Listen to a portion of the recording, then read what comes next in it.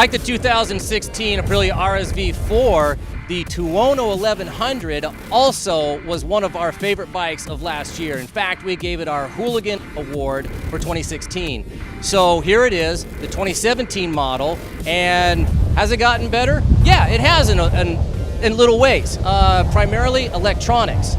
Like the RSV, we're here today at COTA in Texas, testing the bikes 2 days after MotoGP. Aprilia is really making us work hard. We're riding both this model and the RR version, and we're riding the RSV RR and the RF model.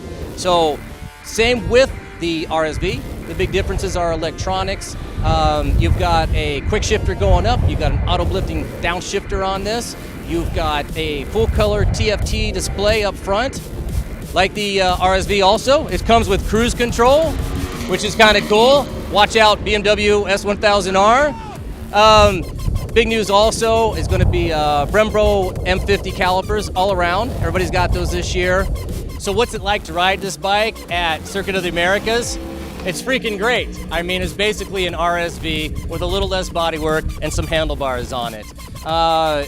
You know, down the back straight, this thing still, myself when I was riding it, I was getting into the 160s down there, and there's some bumps, but I'll tell you what, never once was I concerned with this thing going sideways somehow.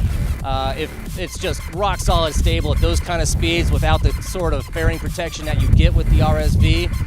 Through the tight stuff, it's actually a little better, a little more fun, because you've got the leverage of these big handlebars, and you know, flicking it back and forth through some of that stuff is just a blast. Get over on its side.